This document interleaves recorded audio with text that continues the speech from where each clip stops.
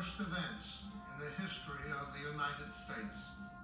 There were more American casualties in the Civil War than in all the wars the country has fought combined. Following the end of the war, the nation saw many disabled and displaced soldiers on both sides. For the first time in U.S. history, veteran support groups were established on a federal level. Tensions between the North and South were still high, and many viewed the war as a war of rebellion. While the federal government provided Union soldiers with a pension, they offered no assistance to their Confederate counterparts. Citizens who fought for the South had to rely on stipends available from individual Southern states. Some of the states were slow in responding. Missouri didn't offer a pension for Confederate veterans until 1913, nearly 50 years after the war. Because so little was being done to help the veterans, efforts began in several states during the last part of the 19th century to establish homes to care for the indigent and disabled Southern soldier. In Missouri, while attending a reunion of Missouri Confederate veterans at Higginsville in 1889, a number of aging veterans recognized the need for such a home in the state, and thus was the beginnings of the Confederate Home of Missouri.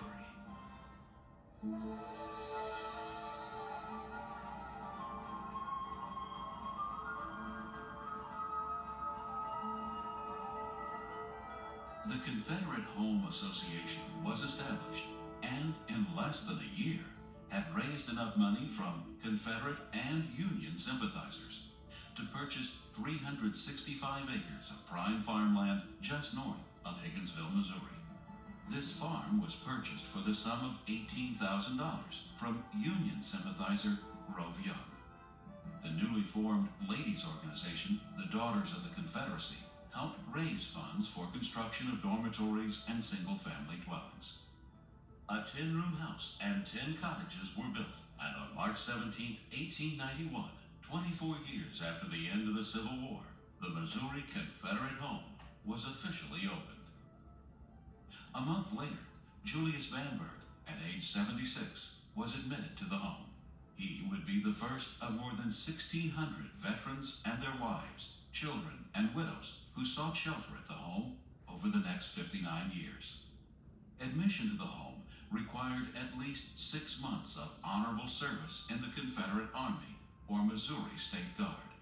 The applicant must also be destitute and a resident of Missouri. If they received a pension, they had to forfeit it to live at the home. The home was a godsend to many. As one veteran lamented, I am old, broken down in health. I have no family, no home. the home would ultimately house soldiers from many Confederate states. Records indicate that these soldiers fought valiantly at such places as Gettysburg, Shiloh, and Wilson's Creek.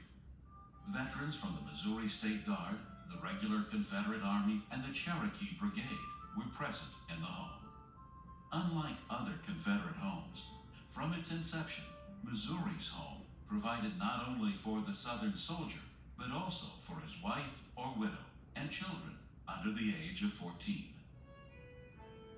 Older children found jobs on neighboring farms or in the local community, allowing them to remain close to their families while making their own way in life.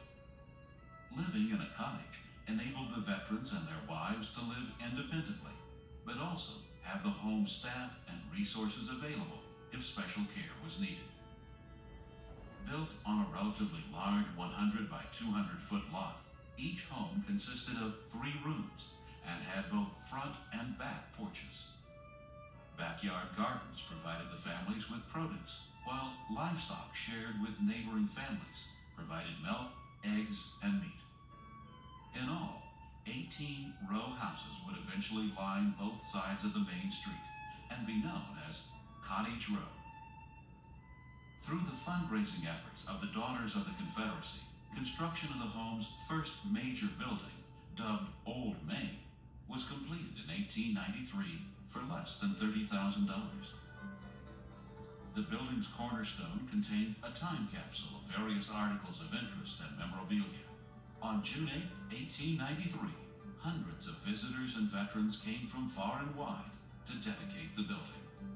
A number of dignitaries, including Confederate General Joe Shelby, were in attendance. This magnificent building was the grandest of several Southern colonial-style buildings that would eventually be constructed on the Confederate home site. Old Main measured 90 feet wide by 110 feet deep. It served as a dormitory to over 100 men. Residents enjoyed its steam heat and modern plumbing. One room served as a library, stocked with over 4,000 books and newspapers from counties throughout the state. Old Main, with its spacious rooms and parlors, became a popular gathering place for many events, dances, and parties. The Confederate Home Chapel was completed by the ladies of Lafayette County in 1892. Ministers from all denominations shared in conducting services and officiating at a variety of functions. The chapel was initially constructed at the south end of Cottage Road. As the veterans grew older and increasingly feeble, it became difficult for them to make the quarter-mile walk from the main buildings to the chapel for weekly services. In 1913, the chapel was moved next to the main buildings where it would be more useful. The home grew at a fast pace. Despite high hopes that the home would become self-sufficient, an increasingly aging population, unable to work the farm or take care of themselves, made it necessary to seek assistance. In 1897, the Board of Managers asked the Missouri State Legislature to assume financial responsibility for the home. That year, the state of Missouri assumed ownership of both the Confederate home in Higginsville and the Union home in St. James. The St. James home had been established in 1896 to provide care to Missouri's Union veterans. To this day, it continues to provide care for Missouri's veterans. Since the Confederate home had been established for those men who had fought for the South, the state agreed to keep the home open only until the last Confederate veteran departed. With state ownership came additional funding.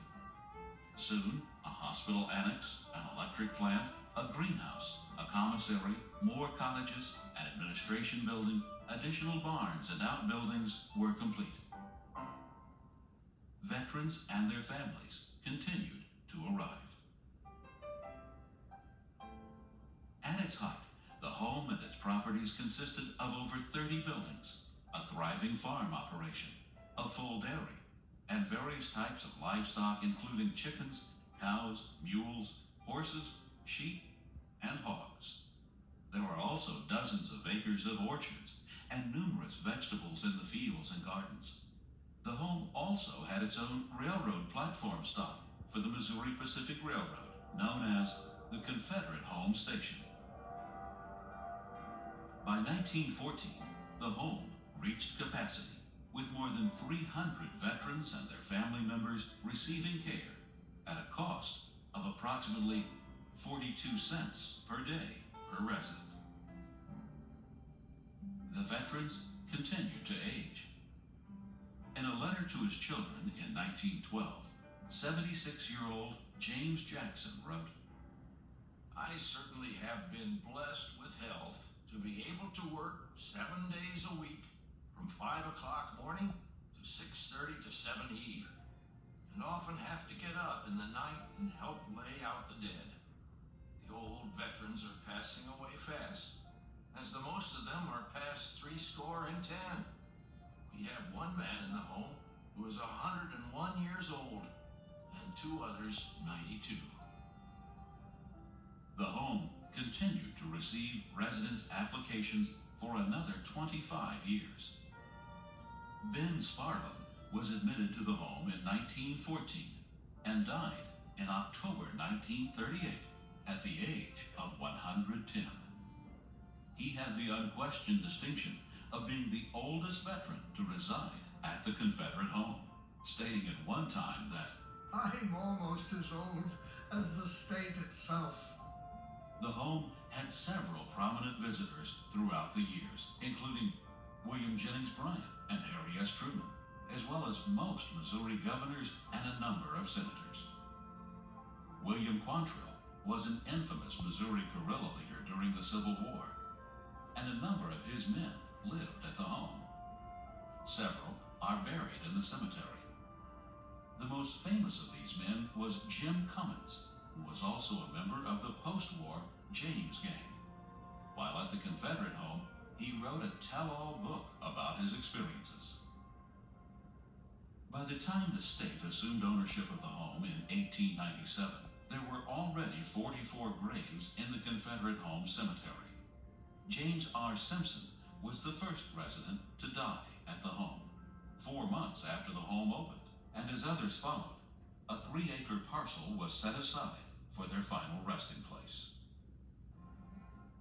In 1904, the United Daughters of the Confederacy gained control of the cemetery, which by that time contained at least 122 graves. The United Daughters of the Confederacy wanted to place a permanent memorial dedicated to the veterans buried in the cemetery. They immediately created a cemetery beautification fund and began raising money. In 1906, the Lion of Lucerne monument was placed in the middle of the cemetery. The monument, modeled after a similar one in Lucerne, Switzerland, was intended to symbolize the dying Confederacy and the brave veterans who died for its cause. Nearly 8,000 people attended the dedication ceremony. In the early 1920s, the Confederate Home Board set aside approximately 90 acres of farmland for a park. During the park's construction, the residents of Higginsville helped plant donated trees, flowers, and shrubs. The pergola, patterned after structures found in many European and Southern gardens, was built in 1925 and still stands today. The park was complete in 1926 and had a 1.5-mile scenic drive winding through it. Several hatchery ponds were created in the park as an attempt to generate more revenue, and eventually became favorite fishing spots for veterans and visitors to the home. The Confederate Memorial Park was proposed to the Missouri General Assembly as a permanent memorial to the valor of Missouri's Civil War soldiers. Today, resting on a knoll just behind the pergola, you will see a large stone monument dedicated by the United Daughters of the Confederacy in 1934. The bronze plaque reads, "Dedicated to the memory and valor of the Confederate soldiers." The last Confederate veteran in Missouri died at the Confederate home in 1950. Johnny Graves was approximately 90 years old when admitted to the home in 1933 and was 108 years old when he died. His passing signaled the quiet end of a significant chapter in our state's history. The Confederate Soldiers' Home of Missouri officially closed upon the last veteran's death. The state then began a massive program of demolition and rebuilding to make way for a new mental health facility. Despite loud local protest, many of the old buildings, including Old Main, were razed to make way for the new construction. Old Main's cornerstone was lifted. The contents of the time capsule were removed and distributed in various directions, and the cornerstone was placed in the cemetery. The Higginsville Habilitation Center, part of the Missouri Department of Mental Health and a Missouri Veterans Cemetery operated by the Missouri Veterans Commission, now sits on land that was once part of the Confederate Home Farm. The cemetery and the land that had been turned into the Confederate Memorial Park became part of the Missouri State Park System in 1952. In addition to the chapel, 3 other historic structures remain on the site. The one remaining row house has been expanded and is currently the site administrator's residence. The 1922 hospital building was saved during demolition and used for office space for several years. Plans include using it as a museum visitor center for the site. The farmhand's house is also still intact and can be viewed from the exterior. Higginsville Beta Sigma Phi sorority raised funds in 1977 to move the chapel to its final location next to the cemetery. In 1981, the chapel, along with the cemetery and the remaining Cottage row house, were all placed on the National Register of Historic Places. A rededication ceremony was held to commemorate the chapel's 100th anniversary in 1992. The chapel has been restored and furnished to reflect its appearance in the 1920s. It offers a quiet, serene place to meditate and ponder. It also provides a setting for weddings and other special events, such as concerts and meetings. Some visitors use the chapel for impromptu devotional services during their tour of the grounds.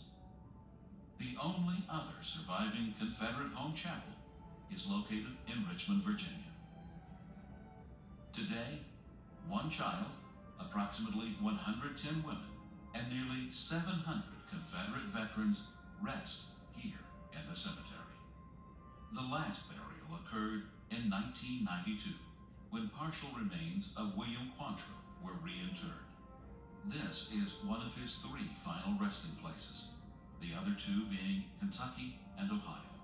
His plot at the Confederate Memorial Cemetery contains 2 leg bones, 3 arm bones, and a lock of his hair. The 135-acre Confederate Memorial State Historic Site is owned and operated by the Missouri Department of Natural Resources and commemorates the more than 40,000 Missouri soldiers who fought for the Southern cause. Visitors can enjoy the Memorial Park with its many small lakes, fine old trees, and beautifully kept lawns. They can fish, enjoy an afternoon picnic, or walk through the historic cemetery and contemplate the brave men who lived out the rest of their lives on these grounds.